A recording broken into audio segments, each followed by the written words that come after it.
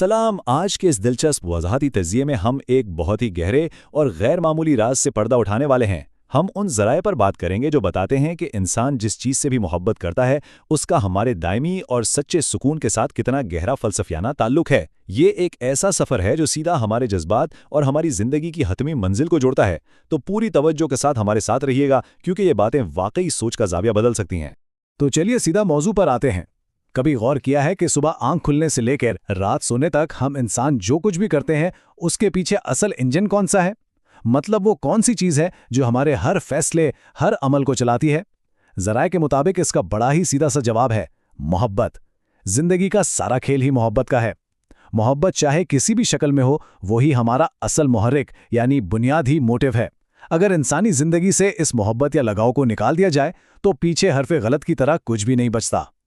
अब इस बात पर गौर करते हैं कि किस तरह मोहब्बत एक कुतुब-नुमा यानी एक कंपस के तौर पर हमारी ज़िंदगी की मुकम्मल सिमत का तयन करती है।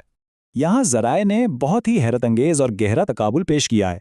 इबादत के दौरान एक ज़ाहिरी सिमत होती है, जैसे नमाज पढ़ते वक्त हमारा चेहरा और जिस्म काबे की तरफ होता है।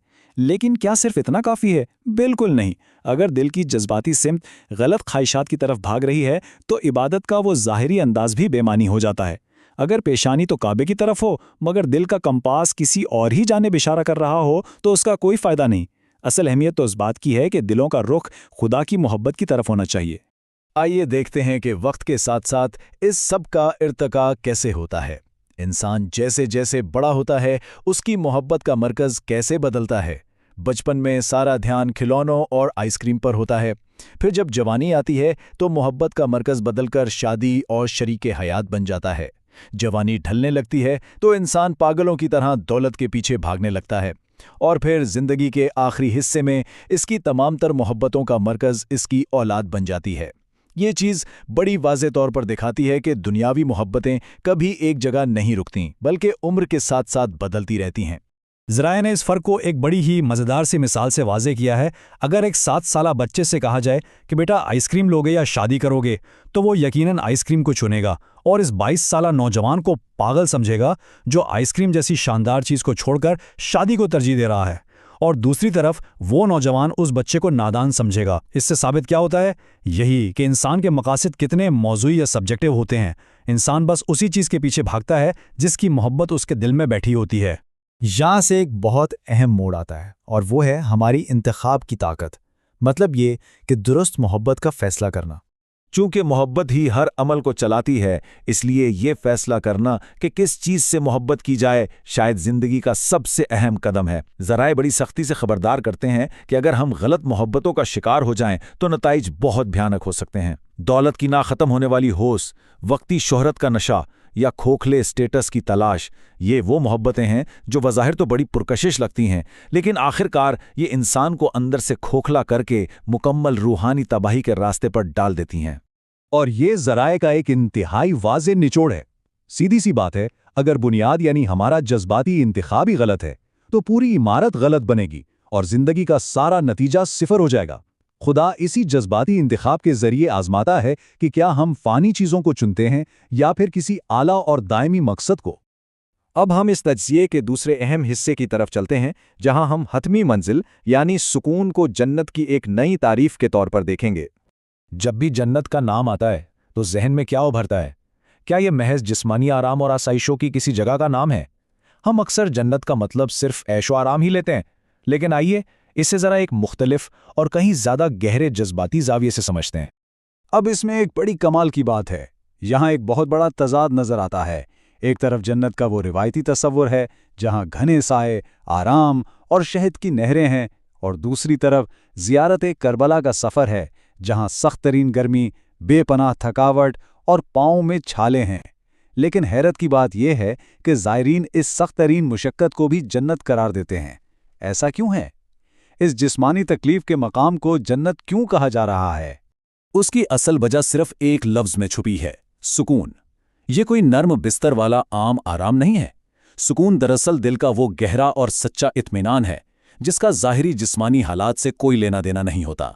करबला के मुसाफिर इसे जन्नत इसलिए कहते हैं क्योंकि तमाम तर थकावट के बावजूद جب ان کی نگاہ اپنے محبوب مقام پر پڑتی ہے تو انہیں وہ روحانی اور جذباتی سکون ملتا ہے جس کی اس پوری دنیا میں کوئی اور مثال نہیں ہے۔ اب ذرا مادی سکون کے سراب، یا یوں کہہ لیں کہ اس وہم پر بات کرتے ہیں جو ہمیں دنیاوی کامیابیوں میں نظر آتا ہے۔ یہ تاریخی مثال سچے سکون کی بہترین وضاحت کرتی ہے۔ تاریخی ذرائع دکھاتے ہیں کہ ایک طرف طاقتور ترین حکمران تخت پر بیٹھ کر بھی اندر سے بے چین اور خوف کا شکار تھا، جبکہ دوسری طرف سیدہ زینب بظاہر زنجیروں میں قید ہونے کے باوجود ایک ناقابل تسخیر سکون اور اطمینان کے ساتھ کھڑی تھیں۔ اس سے ثابت ہوتا ہے کہ حقیقی سکون کا طاقت، اقتدار یا کسی بھی ظاہری آرام سے دور دور تک کوئی تعلق نہیں ہے۔ اصل میں یہ مادی خواہشات کا ایک گول گول گھومنے والا چکر ہے۔ پہلے انسان ایک نئی گاڑی کی خواہش کرتا ہے، دن رات ایک کر دیتا ہے، گاڑی مل جاتی ہے تو کچھ دن بعد ہی وہ چارم ختم اور سکون غائب۔ پھر ایک بڑے گھر کی خواہش پیدا ہو جاتی ہے، گھر ملتا ہے تو کچھ عرصے بعد دل پھر سے بے چین ہو جاتا ہے۔ مادی کامیابیاں صرف ایک عارضی پین کلر کا کام کرتی ہیں، یہ کبھی مستقل سکون نہیں دے سکتیں۔ تو پھر یہ سچا اور حقیقی سکون ملے گا کہاں سے؟ اس کا سیدھا سا جواب ہے خالص محبت میں۔ اس بات کو سمجھنا واقعی بہت ضروری ہے۔ جب کوئی زائر کسی مقدس مقام پر جاتا ہے تو اسے جو سکون ملتا ہے وہ وہاں کھڑی دیواروں، چاندی کی زریں یا گنبد سے نہیں ٹپکتا۔ یہ سکون تو صرف اور صرف اس ہستی کی محبت کا نتیجہ ہوتا ہے جو وہاں آرام فرما ہے۔ اگر دل میں اس محبت کی بنیاد ہی نہ ہو تو چاہے کوئی مقدس ترین جگہ پر کیوں نہ کھڑا ہو، اسے کوئی سکون نہیں مل سکتا۔ تو اہم نقطہ یہ ہے کہ سکون ایک موضوعی یا سبجیکٹو چیز ہے۔ مثال کے طور پر پانی ایک معروضی یا آبجیکٹو حقیقت ہے۔ پیاسا دوست ہو یا دشمن، پانی دونوں کی پیاس یکساں بجھائے گا۔ لیکن ذکر الہی کا طریقہ کار ایسا نہیں ہے۔ یہ ذکر صرف اسے سکون دیتا ہے جس کے دل میں پہلے سے محبت موجود ہو۔ بصورت دیگر اگر دل میں دشمنی ہو تو وہی ذکر سکون کے بجائے مزید بے چینی پیدا کر دے گا۔ محبت ہی وہ چابی ہے جو سکون کے دروازے کھولتی ہے۔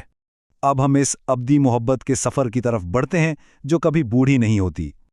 ہم اب اپنے تجزیے کے اختتام کی طرف بڑھ رہے ہیں۔ یہاں ہمیں ایک حتمی فیصلہ کرنا پڑتا ہے۔ کیا اس دنیاوی محبت پر سرمایہ کاری کی جائے جو عارضی چیزوں سے جڑی ہے، جو وقت کے ساتھ ڈھل جاتی ہے، بوڑھی ہوتی ہے اور بالآخر فنا ہو جاتی ہے؟ یا ہم اس ابدی خدائی محبت کا انتخاب کریں جو سدا بہار ہے، جو قبر تک اور اس کے بعد بھی تر و تازہ رہتی ہے؟ یہ دراصل بقا کے عشق کا معاملہ ہے۔ اس گہرے فرق کو سمجھنے کے لیے ذرائع نے ایک ایرانی شاعر حمید علیمی کا بڑا ہی دل کو چھو لینے والا اقتباس پیش کیا ہے۔ وہ اپنی محبت کا اظہار کرتے ہوئے کہتے ہیں کہ وقت کے ساتھ ساتھ ان کا اپنا جسم تو بوڑھا ہو گیا ہے، آئینے میں بال سفید نظر آتے ہیں، لیکن جب وہ اپنے محبوب کی طرف دیکھتے ہیں تو وہ آج بھی ویسے ہی زندہ، جاوید اور ابدی ہیں۔ یہ ہے وہ سچی محبت جو فنا کے ہر قانون سے بالاتر ہے۔ تو پھر اس ساری گفتگو کے بعد ایک گہرا سوال پیدا ہوتا ہے۔